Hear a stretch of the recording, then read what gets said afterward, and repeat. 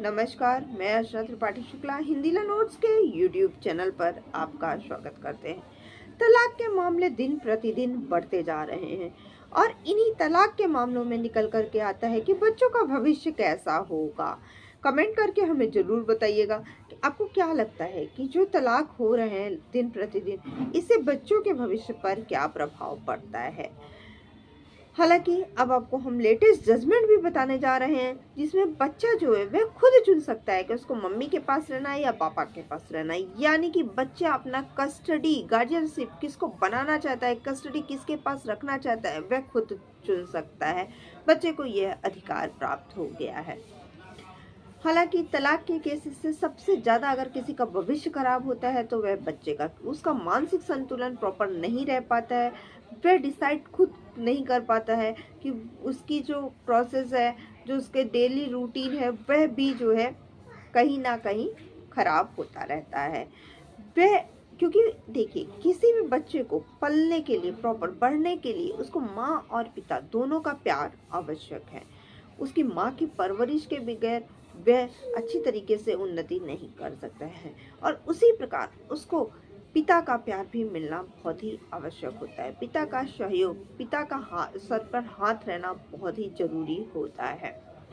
तो कोर्ट ने हमेशा ये कहा है कि बच्चों के भविष्य को ध्यान में रखते हुए जो भी पेरेंट्स हैं, जो भी माता पिता हैं, वे मामले को अपने बंद कमरे में सुलझा ले।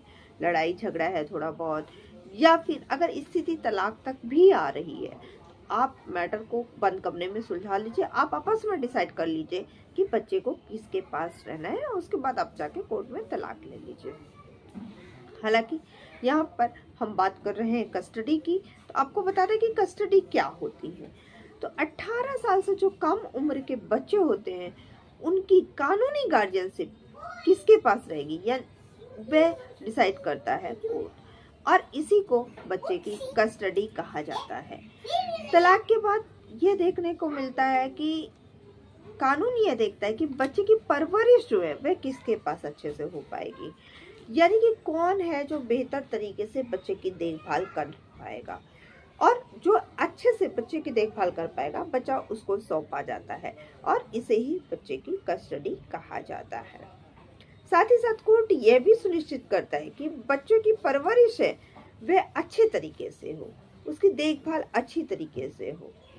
अगर माँ के पास रहता है बच्चा तो उसकी परवरिश अच्छे से हो, अगर पिता के पास रहता है तो उसकी परवरिश अच्छी हो। अगर माता पिता दोनों नहीं है बच्चे के, तो जो अन्य गार्जियनशिप कोर्ट देता है, जिसको यह जो है पावर देता है कि वह बच्चे को अपने पास रखे, बच्चे का अच्छे से देखभाल करे, बच्चे का सही और गलत का फैसला करे, तो उसको गार्जियनशिप कहते हैं। और कोर्ट ये गार्जियनशिप ऐसे व्यक्ति को देता है जो कि बच्चे की बहुत अच्छे से देखभाल कर सके।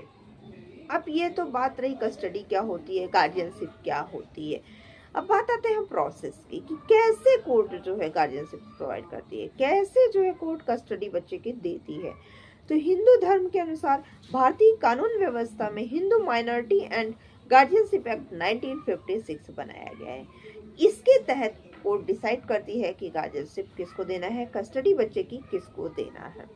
अगर बच्चा 5 साल से कम उम्र का है तो कस्टडी हमेशा ज़्यादातर मामले में माँ को दी जाती है, और बच्चा अगर 9 साल से अधिक का है तो बच्चे से पूछा जाएगा कि वह किसके साथ रहना पसंद करेगा। बच्चा जिसके साथ बताएगा उसको कस्टडी मिल जाएगी। हालांकि ऐसा नहीं है कि जिसको कस्टडी मिल रही है तो अगर माँ को मिल रही है तो पिता उसको देख नहीं सकता है, उससे बातचीत नहीं कर सकता है। नहीं, आप कर सकते हो, उसके लिए कोर्ट आपको टाइम देगा, एक निश्चित समय देगा, तो उस अनुसार आप कर सकते हो। ऐसा भी हो सकता है कि कोर्ट यह कह दे कि भाई 6 महीने आपके पास रहे, 6 महीने उनके पास रहे। ऐसा भी हो सकता है कि कोर्ट कह दे कि आप सैटरडे संडे जाके मिल सकते हो। अलग अलग तरीका है उसका, वह कोर्ट आपको मिलने का समय देती है। यदि बेटा बड़ा है, अगर 9 साल से ऊपर का है बेटा, 10 साल से ऊपर का है, या थोड़ा 5 साल से ऊपर का मान लो अगर है, और पिता उसको रख सकता है तो कस्टडी पिता को मिलती है। वहीं पर अगर बेटी है, फिर 5 साल से ऊपर की भी है, तो ज़्यादातर चांसेस होते हैं कि कस्टडी माँ को मिले। यदि बच्चा माँ के संरक्षण में है तो अगर पिता कस्टडी लेना चाहता है तो उसे ये साबित करना होगा कि जो माँ के पास बच्चा है वह उसके विकास के लिए ठीक नहीं है। माँ उसका प्रॉपर देखभाल नहीं कर पाती है, जिससे कि बच्चा जो है अच्छे से ग्रोथ नहीं कर पाएगा।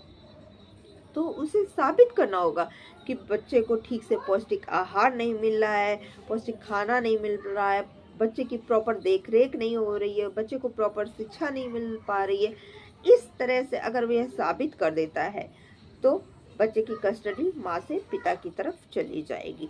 दूसरा आधार क्या है कि वे बच्चे की मानसिक स्थिति का विकास नहीं हो पा रहा है, इसको प्रूव कर दे। अगर ऐसा प्रूव करता है तो जो बच्चे की कस्टडी है वह पिता के पास चली जाती है।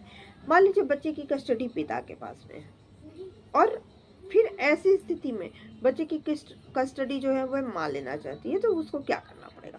सबसे पहले उसको ये प्रूफ दिखाना पड़ेगा कि वह अपने बच्चे का पालन पोषण कैसे कर पाएगी। यानी कि उसको अपनी आर्थिक स्थिति दिखानी पड़ेगी कि भाई हम यहाँ जॉब करते हैं, हम इतने रुपए हमारी इनकम है, हम अपने बच्चे का पालन पोषण प्रॉपर तरीके से कर सकते हैं। दूसरा, शिक्षा की व्यवस्था कि वह अपने बच्चे को अच्छे संस्कार देगी, अच्छी सी परवरिश करेगी, अच्छी शिक्षा दे सकती है।